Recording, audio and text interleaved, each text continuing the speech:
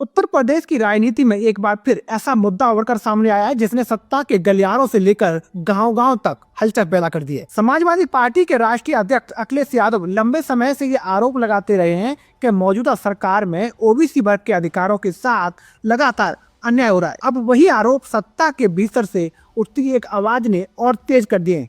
दोस्तों, हम बात कर रहे हैं सुहेल देव भारतीय समाज पार्टी के अध्यक्ष और उत्तर प्रदेश सरकार में मंत्री ओम प्रकाश राजभर की, जिन्होंने लेखपाल भर्ती में ओबीसी आरक्षण को लेकर मुख्यमंत्री योगी आदित्यनाथ को एक पत्र लिखा है और जिस पत्र में उन्होंने गंभीर सवाल खड़ी कर दिए। दोस्तों, सवाल सिर्फ आंकड़ों का नहीं है, सवाल है संविधान, आरक्षण और करोड़ों युवाओं के भविष्य का।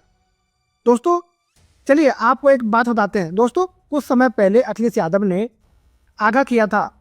अखिलेश यादव ने सार्वजनिक मंचों से कहा था कि भाई बीजेपी सरकार में आरक्षण सुरक्षित नहीं है, खासकर ओबीसी का। अब जब यही बात सरकार के एक मंत्री के पत्र में दर्ज होकर सामने आती है तो ये एक महज विपक्ष का आरोप नहीं रह जाता, बल्कि सरकार की नीति और नीयत दोनों पर प्रश्न चिन्ह बन जाता है। अब ये भी बताते हैं कि आखिर पूरा मामला है क्या। दोस्तों, ओम प्रकाश राजभर ने अपने पत्र में लिखा कि भाई राजस्व परिषद उत्तर प्रदेश द्वारा लेखपाल पदों की कुल संख्या 7,994 घोषित की गई है। इन पदों का श्रेणीवार बंटवारा इस प्रकार किया गया है जिसमें कि अनारक्षित यानी जनरल वाले 4,165 पद, अनुसूचित जाति यानी एससी वाले 1,446 पद, अनुसूचित जनजाति यानी एसटी वाले 150 पद और अन्य पिछड़ा वर्ग यानी ओबीसी 1,441 पद और आर्थिक रूप से कमजोर वर्ग यानी ईडब्ल्यूएस 712 पद। दोस्तों, आपको कागज पर यह बंटवारा संतुलित दिख सकता है, लेकिन जैसे ही इसमें संविधान के तहत 27% ओबीसी आरक्षण का गणित लगाया जाता है, पूरी तस्वीर बदल जाती है। दोस्तों, अब बात करते हैं ऐसा क्या हुआ, सरकार पर सवाल खड़ा करता क्या है।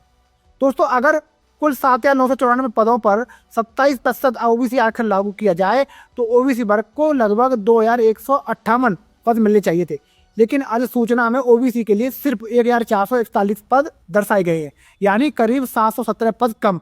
ये 717 पद सिर्फ आंकड़े नहीं है, ये 717 पद मौके हैं। दोस्तों, 717 नौकरियां हैं और 717 परिवारों को भविष्य। और यही बात मंत्री ओम प्रकाश राजभर ने अपने पत्र में बेहद साफ शब्दों में लिखी है। अब सवाल उठता है केवल ओबीसी के साथ ही क्यों।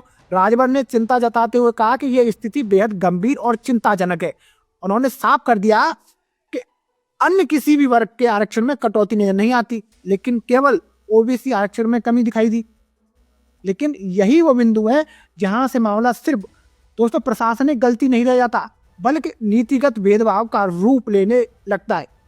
इसलिए राजभर इसे संविधान की भावना को ठेस पहुंचाने की बात कहते हैं। दोस्तों, राजभर ने पत्र में ये भी लिखा कि भाई इस तरह की कटौती से संविधान में प्रदत्त आरक्षण व्यवस्था की भावना को ठेस पहुंचती है और प्रदेश के करोड़ों ओबीसी युवाओं के भविष्य पर सीधा असर पड़ता है। दोस्तों, ये बयान इसलिए भी अहम है क्योंकि इसे कोई विपक्षी नेता नहीं बल्कि सरकार का मंत्री कह रहा है। 69,000 शिक्षक भर्ती की याद क्यों दिलाई गई।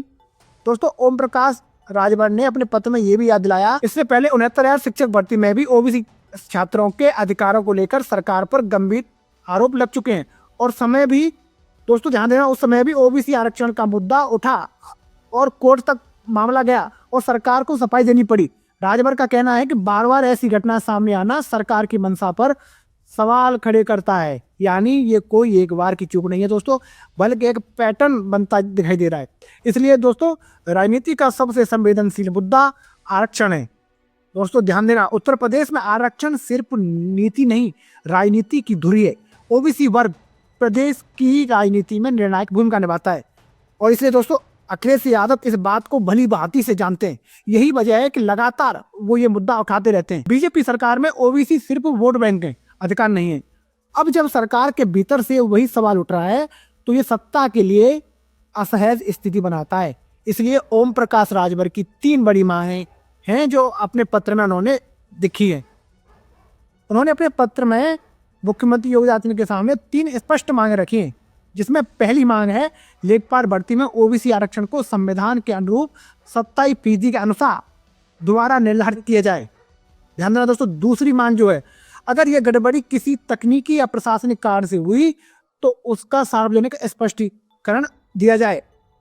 दोस्तों तीसरी मांग जो है वो ये है कि भविष्य में ओबीसी वर्ग के अधिकारों में किसी भी प्रकार की कटौती न हो, इसके लिए ठोस व्यवस्था सुनिश्चित की जाए। इसलिए दोस्तों योगी सरकार के लिए अग्नि परीक्षा है। राजभर ने अपने पत्र में ये भी लिखा है कि उन्हें मुख्यमंत्री योगी आदित्यनाथ के न्यायप्रिय नेतृत्व पर भरोसा है और वे उम्मीद करते हैं कि इस मुद्दे पर जल्द सकारात्मक निर्णय लिया जाएगा। लेकिन सवाल ये है कि क्या सरकार इसे तकनीकी गलती कहकर टाल देगी या वास्तव में ओबीसी आरक्षण को पूरा 27% देकर स्थिति सुधारेगी। इसलिए अखिलेश यादव को एक और मुद्दा मिला है। दोस्तों राजनीतिक जानकारों का मानना है कि यह मामला समाजवादी पार्टी के लिए एक बड़ा हथियार बन सकता है। ये 2027 के लिए बहुत बड़ा हथियार है। दोस्तों अखिलेश यादव पहले ही या जातिगत जनगणना, ओबीसी अधिकार, सामाजिक न्याय को 2027 की राजनीति का केंद्र बना चुके हैं। अब सरकार के मंत्री का यह पत्र उनके आरोपों को तथ्यों की जमीन दे सकता है। सवाल जो अभी बाकी है दोस्तों, क्या 717 पदों की ये कटौती वाकई गलती है? अगर गलती है तो सिर्फ ओबीसी के साथ ही क्यों? क्या सरकार इसे सुधारने का साहस दिखाएगी या फिर ये मामला भी 69,000 शिक्षक भर्ती की तरह लंबा खींचेगा? दोस्तों लेखपाल भर्ती का ये मामला अब सिर्फ भर्ती प्रक्रिया नहीं रहा, ये बन चुका है ओबीसी अधिकारों का, संविधान की भावना का और सरकार की नीयत का इम्तिहान। दोस्तों अखिलेश यादव के आरोप, ओम प्रकाश राजभर का पत्र और सरकार की चुप्पी, इन तीनों के बीच अब पूरा प्रदेश जवाब का इंतजार कर रहा है।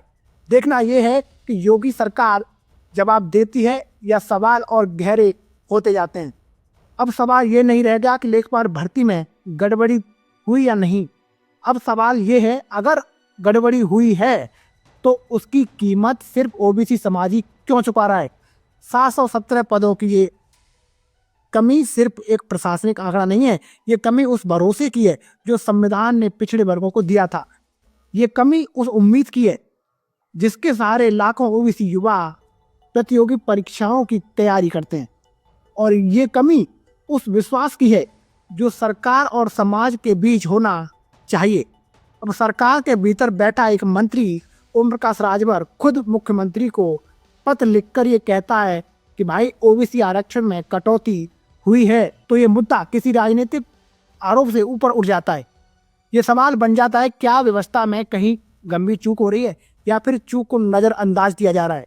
ओबीसी समाज उत्तर प्रदेश की राजनीति की रीढ़ रहा है। उनके सवालों को नज़रअंदाज करना किसी भी सरकार के लिए आसान नहीं होता। ऐसे में योगी सरकार के सामने ये सिर्फ एक फाइल का मामला नहीं है बल्कि विश्वास और न्याय का इम्तिहान है। अब निहाय दोस्तों मुख्यमंत्री योगी आदित्यनाथ पर टिकी हैं। क्या वे इस मुद्दे पर तुरंत हस्तक्षेप करेंगे? क्या ओबीसी आरक्षण को 27% के अनुरूप सही किया जाएगा या फिर ये मामला भी फाइलों, बयानों और सफाइयों के बीच दब जाएगा? फैसला जो भी हो, एक बात तय है, लेखपाल भर्ती का ये सवाल अब सिर्फ नौकरी का नहीं, न्याय, अधिकार और संविधान की आत्मा का सवाल बन चुका है। दोस्तों अगर आपको ये मेरी जानकारी अच्छी लगी हो तो वीडियो को शेयर करें, कमेंट करें। जय हिंद, जय भारत।